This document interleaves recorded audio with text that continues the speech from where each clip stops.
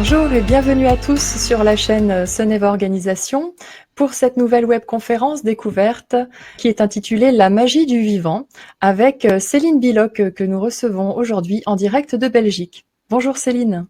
Salut Estelle. Merci d'être avec nous et merci à vous tous qui nous regardez en direct ou en rediffusion. Nous allons parler de la magie du vivant parce que Céline est thérapeute spécialisée en périnatalité. Donc elle s'intéresse vraiment au début de vie. On va en apprendre beaucoup plus. Alors ça concerne les femmes enceintes, les couples, mais aussi toute personne puisqu'elle accompagne les âmes à se reconnaître. Elle a créé cette approche qui s'appelle la magie du vivant où elle travaille en groupe, mais elle fait également des accompagnements individuels. Je vais lui laisser la parole, Céline, puisque tu vas nous parler un petit peu plus de toi avant d'entrer dans le vif du sujet. Bonjour à tous, bonsoir à tous. Donc, moi, je suis experte en périnatalité consciente et connectée. Et j'ai à cœur d'accueillir et d'accompagner les bébés, les femmes enceintes et les couples à vraiment partager l'amour au quotidien et agrandir cet espace d'amour dans nos quotidiens qui sont parfois un peu étriqués. J'accompagne des familles depuis 15 ans. Ça fait 7 ans que je me suis spécialisée en périnatal. À la naissance de ma fille, en fait, mon premier enfant. Oui, parce que tu es maman de 3 enfants, en fait. Je suis maman de 3 enfants. Nous avons fait, je ne suis pas seule, heureusement. Nous avons eu 3 enfants en 4 ans. Et en fait, j'ai créé mon activité indépendante en parallèle de la naissance de mes enfants et de l'accompagnement de mes enfants dans leur début d'incarnation. Et ça a donné plein de belles choses. Et est-ce que cette vocation t'est venue à travers justement le fait d'être devenue mère, ou bien c'est vraiment quelque chose que tu as depuis les études, c'est quelque chose que tu as toujours porté, ou ça s'est fait justement à travers ta propre expérience?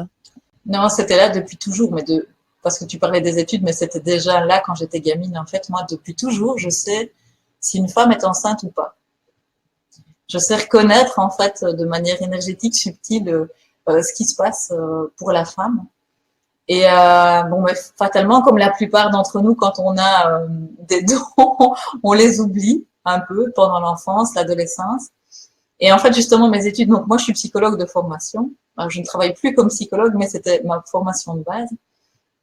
Et j'ai fait un mémoire justement sur l'arrivée d'un deuxième enfant dans une famille. Donc, c'était encore là, ça a toujours été là, en fait, le périnatal pour moi. C'est vraiment quelque chose qui s'est placé sur ta route parce que tu le portais, quoi. Ouais, ouais.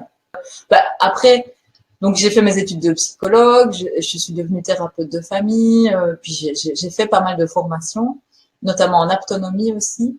Et, et c'est en devenant maman, en le sentant dans mes cellules qu'il y a eu comme une révélation pour moi de dire mais c'est là que je dois vraiment travailler. Les femmes, elles ont besoin d'aide, elles ont besoin d'être accompagnées dans ce moment-là. C'est un moment tellement chamboulant intérieurement que on a besoin d'avoir quelqu'un qui soit simplement là, en fait, en présence. Et c'est pour ça que dans mon travail, moi, la plus grande partie de mon travail, c'est aussi de dire au papa, OK, vous pouvez être cette personne-là en présence. Et si vous êtes là en présence, vous pouvez accueillir la femme dans tout ce qu'elle est, dans tout ce qu'elle vit intérieurement. Et il y a vraiment quelque chose qui peut se déployer au niveau du couple et du couple sacré lors de la grossesse. Alors, j'aimerais parler avec toi de l'incarnation, puisque ton approche est vraiment reliée au parcours de l'âme. C'est vrai que tu es spécialisée en périnatalité, mais cette approche que tu as, ce don que tu as de contacter, de ressentir ce dont l'âme a besoin chez la personne, tu dis que tu amènes les âmes à se reconnaître, c'est-à-dire d'amener les gens à leur unité, à retrouver qui ils sont profondément, c'est ça? Alors, donc, tous, à partir du moment où on s'incarne, où on décide de rejoindre la Terre, on doit comme descendre en vibration. On est dans des vibrations très très hautes quand on est connecté directement à la source. Et puis, pour venir faire cette expérience de la dualité et de la Terre, on doit petit à petit s'en éloigner et entrer dans des vibrations beaucoup plus denses. Alors, le bébé, durant la grossesse, il n'est pas tout le temps en présence dans le ventre de sa mère. J'ai d'ailleurs rencontré des bébés qui n'ont pas du tout investi leur corps. C'est assez particulier dans ce contact-là avec certains bébés. Ils ne viennent pas dans la matière, en fait. Ils restent dans des sphères beaucoup plus hautes. Mais pour pouvoir se donner naissance, parce que c'est le bébé accompagné de sa mère qui va se donner naissance, il a besoin d'habiter pleinement ce corps.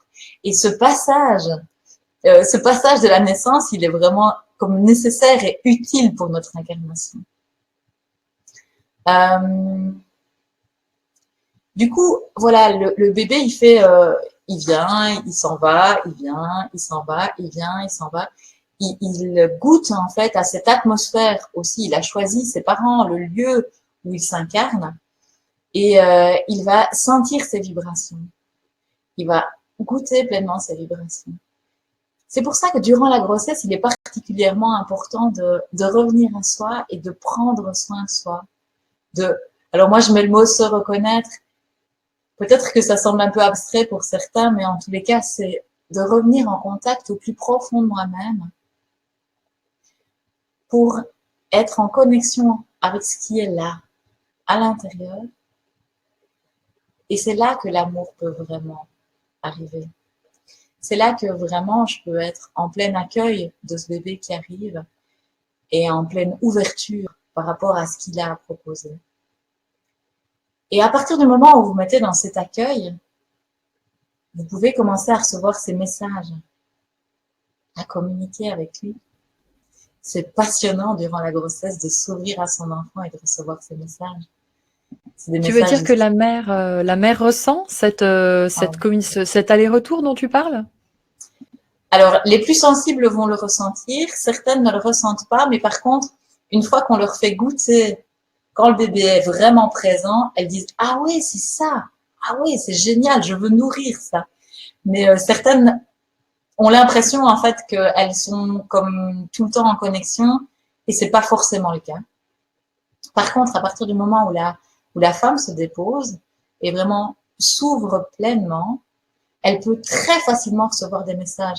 Il y a des femmes que j'accompagne après 10 minutes, alors qu'on ne se connaît pas, elles reçoivent des messages de leurs enfants et c'est exactement juste le message qu'elles reçoivent.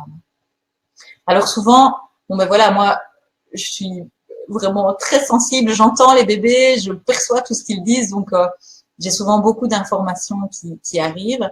Mais dans un premier temps, je laisse les parents aller à la rencontre de ça pour pouvoir comme appréhender de « Ah oui, moi aussi, en fait, j'ai cette faculté que tout le monde a de recevoir les messages de mes enfants. » Alors là, on parle de la grossesse, mais ça continue évidemment une fois que le bébé est né. Et si tu veux, les vibrations qui se dégagent particulièrement de la mère durant la grossesse, le bébé, il les prend directement puisqu'on parle de cette unité, de cette bulle dans laquelle le bébé grandit. Et souvent, en fait, quand on va donner la parole au bébé, ce qu'on va recevoir, c'est, imaginons, un message de peur ou de tristesse.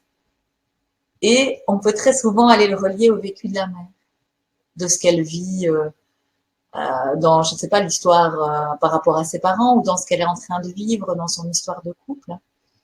Donc le bébé, si tu veux, il vient se plugger à la vibration de sa mère. Au plus on va pouvoir ouvrir ça et on va dégager le bébé, au plus il va être libre de tous ses conditionnements. Parce que c'est quand même beaucoup ce qu'on travaille quand les gens sont adultes, leur vécu in utero et leur vécu de la naissance. C'est vraiment ce qui nous amène les premiers conditionnements. Alors ça, c'est bien que tu amènes ce sujet puisque tu parles du fait que tu accompagnes les personnes par rapport à leur vécu dans le début de vie qui est, bon, à la fois par rapport à leur propre début de vie, mais aussi le début de vie qu'ils sont en train de vivre avec leur enfant. Qu'est-ce qui se passe exactement pour la conscience de l'enfant? Qu'est-ce qui s'imprime dans sa vie intra-utérine?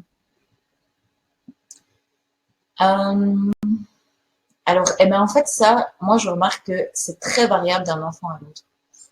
Donc, il y a certains bébés dont les parents vont vivre des choses assez difficiles durant la grossesse et le bébé va rester pure conscience et ne va pas être forcément touché par ça. Et pour d'autres, il y a des choses qui vont être marquantes et qui vont rester fortement imprimées. Et donc, je n'ai vraiment pas envie de faire de généralité parce que ça coupe un peu du vivant, en fait, de faire des généralités. Moi, je suis assez sensible au vivant. Euh, et j'ai remarqué que, par exemple, pour certains bébés qui sont nés de manière très prématurée avec une césarienne d'urgence, par exemple, ils peuvent être très, très cool avec ça. Donc, c'est important de pouvoir dire ça aux parents, de pouvoir dire ce n'est pas d'office, en fait, ce que vous allez vivre intérieurement, que votre bébé va le vivre aussi. C'est assez déculpabilisant. On a déjà assez de culpabilité comme ça en tant que parent. Autant ne pas prendre celle-là. Mais tu as constaté que l'émotion de la oui. maman, dans un moment qui est stressant pour elle, l'enfant peut vivre une toute autre émotion alors. Oui. C'est intéressant. Il peut vraiment rester branché à la conscience et ne pas venir s'imprégner de ça. Mm-hmm. Par contre, c'est pas toujours le cas. C'est pour ça que c'est vraiment intéressant d'aller comme se connecter au bébé pour voir, tiens, qu'est-ce qu'il en est? Quelle est l'histoire qui se raconte, en fait, autour de ça? Parce que on part toujours de l'histoire qui se raconte, l'histoire que nous, on se raconte à nous-mêmes. Mm-hmm. Donc, certaines femmes, elles vont venir en disant, c'est difficile, je sens que mon bébé est triste. Ok, pourquoi pas? Mm-hmm. On va aller rencontrer le bébé dans ce qu'il a, dans ce qu'il vit. Et on va voir si c'est en lien avec quelque chose que vit la maman. Et souvent, c'est quelque chose que vit la maman, mais qui est vraiment, vraiment, vraiment bien caché, quoi. Donc, en rétablissant ce dialogue, tu permets à la juste information d'être et d'être accueillie plutôt que d'en imprimer des fausses, en fait. Exactement. Et qu'est-ce que ça a comme conséquence d'imprimer des informations alors là, on va pas dire négatives, mais enfin voilà, disons quel genre d'informations ou de vécu intra-utérin, oui, peut être un frein, un blocage, quelque chose qui nous empêche de nous épanouir pleinement dans notre vie d'adulte. Ok. Eh bien, imagine par exemple un début de grossesse d'une femme qui se dit non, moi en fait cet enfant-là, j'en veux pas. C'est pas le moment, c'est pas ce que je souhaite. Et puis elle ne parvient pas à se décider pour un avortement et elle reste en fait avec ce doute et cette culpabilité. Donc qu'est-ce qu'elle fait? Elle crée une contraction énergétique en fait. Ok? Parce que si elle libère la contraction et qu'elle vient pleinement en amour avec son bébé et en communication avec lui, ça peut être très facilement libéré et que ça ne fasse pas partie du plan contracté du bébé. C'est un peu bizarre de dire ça, le plan contracté, mais je pense qu'on voit ce que je veux dire, quoi. L'idée, c'est vraiment d'être dans l'accueil le plus profond pour que l'enfant ne se choque pas, en fait, toutes ces lourdeurs-là. Si, imaginons, elle ne le fait pas. Et puis, il n'y a pas de mot qui est mis avec cet enfant-là. Mais la maman, en fait, au fond d'elle, elle garde comme une forme de culpabilité par rapport à la naissance de cet enfant. Elle reste avec quelque chose de relativement lourd où elle sait pas vraiment être en relation pleinement avec cet enfant. Lui, il le sent. Sauf que, comme c'est pas dit, ça reste secret, il garde quelque chose d'un peu lourd. Et justement, dans cet outil que j'ai créé, la magie du vivant, c'est quelque chose qui peut ressortir. Et du coup, on y remet un mouvement d'amour et on décontracte ça en disant, ok, de toute façon, il est venu. Il est venu, donc il était le bienvenu. Et ça libère les secrets. Certaines personnes, ça les empêche de, par exemple, mener à bien une vie professionnelle ou créer une relation de couple satisfaisante. Des exemples, il y en a plein, évidemment. De nouveau, ça dépend très fort du vécu, quoi.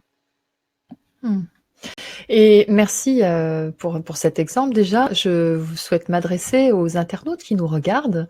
Alors, je vous invite vraiment à nous suivre jusqu'à la fin de cette entrevue parce que Céline a des cadeaux à vous proposer. À vous qui regardez cette vidéo, qui participez en direct, voilà, il y a vraiment une attention particulière qu'elle voulait vous apporter parce que si vous regardez cette vidéo, c'est pas un hasard non plus. Si vous êtes sensible à ce sujet, elle peut vous apporter des choses et voilà, il y a des cadeaux. Il y a des cadeaux. la fin de cette entrevue. Donc nous allons poursuivre avec la magie du vivant. Moi, ça m'intéresse de voir justement, puisque c'est quelque chose qui t'a été inspiré, que tu as créé, que tu as mis à l'épreuve, je dirais, puisque tu le pratiques maintenant depuis un bon moment. C'est quoi cette technique en fait? C'est une technique donc pour accompagner plusieurs personnes en même temps, mais ça vise quoi exactement? Alors, ça vise justement à libérer toutes ces contractions énergétiques. Donc, à la fois, j'entends les bébés et je sens les contractions. Alors, ne me demandez pas comment ça m'est venu, ça m'est venu. je sens. Et si tu veux, de manière générale, on a tous comme une chape de plomb, de conditionnement, de croyances, de limitations qui nous empêchent de rayonner pleinement qui nous sommes. Ok? Et dans la magie du vivant, ben, on va ouvrir ça pour pouvoir se libérer et aller vraiment oser. J'ai des super retours de gens qui parlent de renaissance parce que, comme je suis fort sensible au domaine périnatal, durant ces week-ends, on va beaucoup travailler la naissance, la renaissance, la libération de tous ces moments du début de vie. À nouveau, un enfant qui ne se sent pas accueilli et qui ne se sent pas du coup accueilli dans l'amour, c'est difficile pour lui de rester en connexion avec l'amour qu'il est au fond de lui. Dans la magie du vivant, on va reconnecter vraiment à cet amour de l'intérieur et du coup pouvoir le partager autour de nous. Et donc, ça a un impact aussi sur les familles. Les adultes qui viennent à ce genre de week-end me disent qu'après, dans leur famille, c'est vraiment transcendé. Je peux peut-être te raconter un exemple, ça te dit? Avec plaisir, je te laisse. Ok. Oui. Alors, c'est une jeune femme qui vient en magie du vivant et qui me dit, bon, ben voilà, ça fait 8 ans que je suis célibataire et aujourd'hui, j'ai envie de m'ouvrir à un homme, j'ai envie de partager ma vie avec quelqu'un. Et puis, on fait donc tout un travail énergétique assez subtil avec beaucoup de joie, beaucoup de rire autour de ça. Et cette femme, en fait, elle a un fils qui a 8 ans à cette époque-là et qui ne connaît pas son père. Donc ça, ce n'est pas directement traité dans la magie du vivant, mais ça fait partie, en fait, de l'ensemble de ce qui se joue pour cette femme et pour, du coup, sa famille avec son fils. On met pas mal de mouvements. On libère énormément. Il y a beaucoup de pleurs, beaucoup de rires. Moi, dans mon travail, il y a toujours beaucoup de rires. Ça fait partie de ma manière de libérer, en fait, le rire. Et dans les 2 semaines qui ont suivi cette journée de magie du vivant, le père a pris contact avec son fils et parallèlement, le fils a demandé à sa mère pour écrire une lettre à son père, ce qu'il n'avait jamais demandé auparavant. Donc, elle ne leur a pas parlé de ce qu'elle avait vécu, mais la libération s'est faite. Et le père et le fils se sont rencontrés. Tu vois, comme quoi, c'est bien au-delà de nous. C'est bien ça, la magie du vivant. Et c'est bien au-delà de tout ce que l'ego peut se raconter ou de toute volonté de « je voudrais que ça aille par là ». Non. Tu t'ouvres à la vie et puis tu vois où ça te mène. Donc là, ça s'adresse également aux familles ou c'est les personnes qui sont enceintes ou bien ils viennent, ça peut être une famille avec un enfant La magie du vivant, ça s'adresse à des adultes. Là, la femme dont je te parle, la conséquence, en fait, elle est venue, elle, faire une journée. Oui. Et ça a eu une conséquence dans sa famille. Les enfants ne viennent pas en magie du vivant. Voilà, c'est pas, ouais. Ils font pas partie de ce travail en groupe. Par contre, des bébés viennent souvent parce que bon, dans mon public, il y a pas mal de femmes enceintes et de jeunes enfants. Et donc, des femmes enceintes viennent aussi en magie du vivant. Si elles sont vraiment prêtes à s'ouvrir et à se libérer de schémas familiaux, souvent. Durant la grossesse, c'est plus souvent ça qui vient de dire waouh, j'ai une histoire difficile en lien avec mon père, ma mère, ou au niveau transgénérationnel et j'ai besoin de me libérer de ça. Ou alors des femmes qui viennent avec leur petit bébé parce que souvent elles n'arrivent pas à s'ouvrir pleinement à ce bébé. Et donc il y a comme des legs transgénérationnels qui sont là et qu'on va en fait transmuter dans la magie du vivant. Oui, tout ne se résout pas pendant la grossesse aussi, hein. C'est ça. Il y a besoin d'accompagnement à l'accueil de l'enfant aussi parfois. Et ça me fait penser à un cas que j'ai autour de moi, que je me permets de te poser, puis ça peut servir peut-être à d'autres personnes. Si la personne est célibataire, mais qu'elles n'arrivent pas à se mettre en couple par rapport justement à des blocages transgénérationnels, notamment l'intention d'un parent d'avoir tel style de vie, etc. Ça me fait penser à l'exemple que tu as donné tout à l'heure avec la personne qui arrive à s'ouvrir, etc., qui ça change sa vie. Est-ce qu'elle peut venir te consulter? C'est aussi quelque chose. Toi, c'est vraiment uniquement l'aspect familial, parce que finalement, ça commence quand même par soi, la famille. Chaque Oui, oui. unité doit se libérer pour pouvoir faire quelque chose ensemble. Oui, oui, tout à fait. Oui, oui. Et la D'accord. magie du vivant, elle est vraiment là pour ça. Et ce qu'on peut voir, tu vois, c'est des fois les histoires qui se répètent au niveau transgénérationnel. Alors, les fausses couches, la difficulté de se mettre en couple, des avortements, le dernier week-end qu'on a fait, écoute, c'était incroyable, mais le nombre de paternités cachées. Donc, généralement, les week-ends, en fait, il y a des thèmes, mais qu'on ne sait pas à l'avance. C'est ça la magie du vivant, c'est qu'à chaque fois, c'est une grande page blanche, et puis il y a des grands thèmes qui ressortent. La fois passée, c'était des paternités cachées, donc c'est tombé, mais pam, pam, pam, pam. Parfois, c'est beaucoup aussi des jumeaux perdus. Tu sais, tu connais un peu les jumeaux perdus? Oui, c'est intéressant que tu abordes ce sujet, oui. Ouais. Donc, ce sont ces jumeaux, en fait, qui restent en tout début, qui sont en tout début de grossesse, et puis il y en a un des deux qui part et l'autre bébé reste. Et ça provoque, alors, déjà un vécu chez la femme, mais souvent la femme n'en est pas consciente. Ou alors, et ça j'en ai de plus en plus dans ma consultation, des femmes qui en sont conscientes, qui en parlent à leur gynécologue ou à leur sage-femme entourage, et on nie ça en fait, on leur dit mais non tu te trompes, c'est n'importe quoi. Ça c'est extrêmement difficile pour la femme qui sait qu'elle attend des 2 enfants. Elle a besoin qu'on le reconnaisse. Mais bon, la plupart des femmes, elles ne le savent pas. Et c'est à la naissance du bébé. Alors en fait, les gynécologues et les sages-femmes, ils le voient au niveau de la poche, de la poche. Je vais trouver mes mots. Bref, la poche. Où naît l'enfant? Le chou, quoi, en fait. T'as qu'à Le dire chou, ça se voit dans le chou. Il y a des petites traces dans le chou.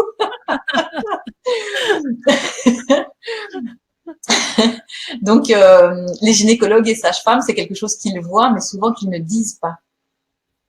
OK? Oui. Donc, soit on travaille, on le sait pendant la grossesse, on le travaille déjà durant la grossesse, ce qui a été mon cas pour mon deuxième enfant d'ailleurs.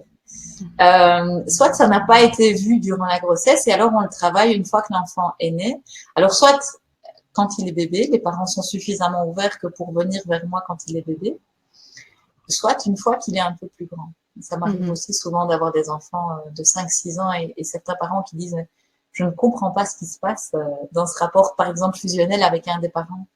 Parce qu'en fait, quand il y a perte d'un jumeau, il peut y avoir plein de scénarios qui s'élaborent chez l'enfant, des histoires qui se racontent. Ah ben, il m'a abandonné, donc je ne suis pas aimable.